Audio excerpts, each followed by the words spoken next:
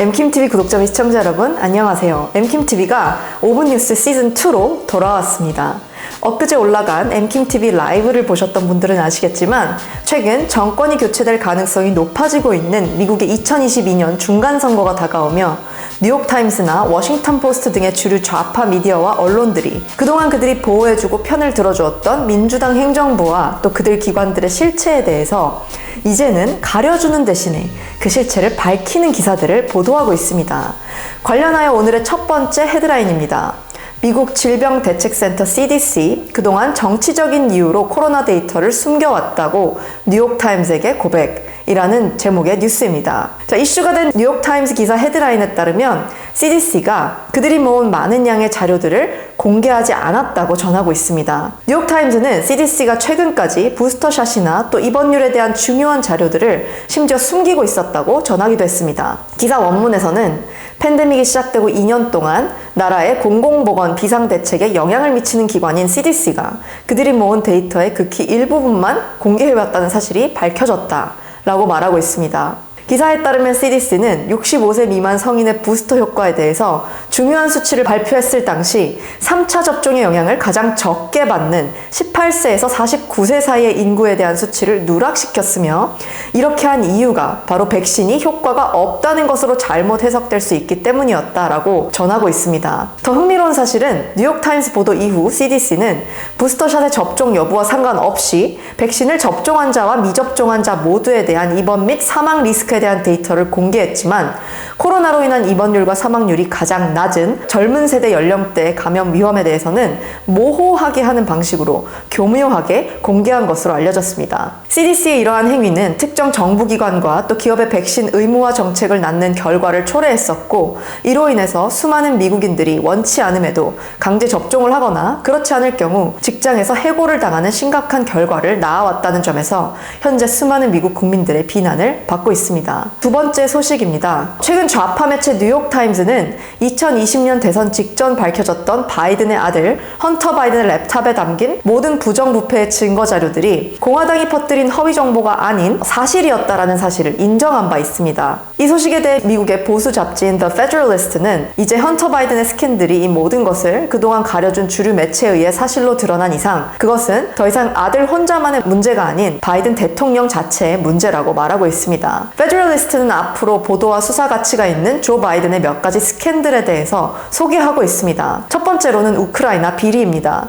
우크라이나 에너지 회사인 버리스마 홀딩스와의 비리, 그리고 버리스마 홀딩스를 조사하려던 검사를 우크라이나 정부 측에서 해고한 사건, 그리고 두 번째, 중국 광산회사 관련된 비리, 전기자동차 배터리를 만드는 데 필요한 코발트 공급의 통제를 가능케 한 비리였다고 알려져 있습니다. 그리고 세 번째 조 바이든의 잠재적인 스캔들은 모스크바, 카자흐스탄 그리고 그 외 지역에서 예를 들어 모스크바 시장의 부인과 또 카자흐스탄 투자자와 연관된 바이든 일가의 비리가 있겠습니다. 그리고 네 번째는 바이든이 부통령일 당시 이루어졌던 비리들과 또 오바마 행정부와의 연관성에 대한 조사를 공화당 측에서는 요구를 하고 있습니다. 그리고 다섯 번째로 바이든의 비리가 국가 안보에 끼쳤던 위협들을 숨기기 위해서 국가 정보기관들과 타협을 했는지의 여부에 대한 조사, 그리고 여섯 번째로 2020년 대선 선거 방해의 가능성에 대해서 바이든과 또 바이든 일가에 대해서 조사해야 한다는 의견들이 점점 많아지고 있습니다. 근데 이렇게 주류 언론을 통해서도 바이든 일가와 또 정부 기관들의 실체가 밝혀짐과 동시에 젠 사키 백악관 대변인과 힐러리 클린턴 등의 주요 민주당 인물들이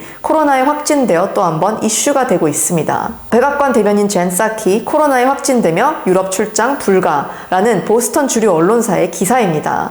해당 기사에 따르면 젠 사키는 코로나에 재감염되었고 이것은 지난주 세인트 패트릭스 데이를 축하하기 위해서 워싱턴 DC에 방문했던 카말라 해리스 부통령의 남편과 또 아일랜드 수상이 양성 반응을 보임에 따라서 나타난 결과임을 이야기하고 있습니다.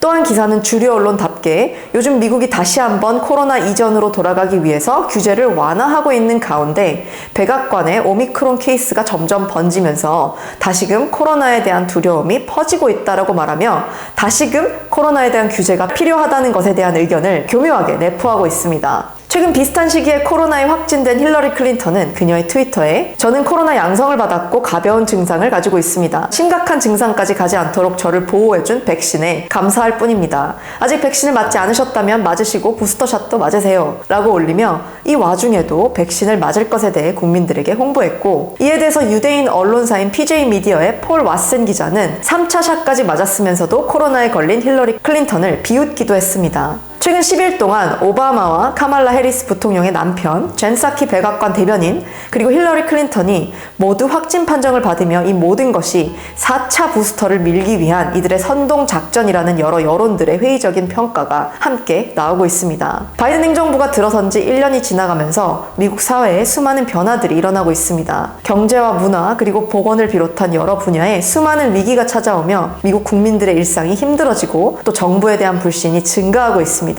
그러나 다행인 것은 아직은 더 지켜봐야 알겠지만 점점 민주당 행정부를 봐주던 주류 매체에서 그들의 비리를 조금씩 보도하는 현상이 보여지고 있으며 숨기려 해도 숨길 수 없는 거짓들이 점점 드러나고 있다는 점에서 조금씩은 희망이 보이는 것 같습니다. 진실은 언제나 드러나게 되는 법이라는 말이 있듯이 그동안 좌파 행정부가 그들의 개인과 또 집단적인 이익을 위해서 쌓아왔던 수많은 거짓말들이 드러나고 또 진실이 주류가 되는 그날이 하루빨리 오기를 바라며 오늘의 엠킴TV 5분 뉴스는 여기서 마치도록 하겠습니다. 엠킴TV 5분 뉴스 시즌2에서는 그날 중요한 미국 소식들을 요약해서 5분에서 10분 사이 내로 전달 드리려 합니다. 앞으로도 많은 관심 부탁드리고요. 마지막으로 마무리하기 전에 캔디스 오웬스의 블랙아웃이라는 책을 소개드립니다.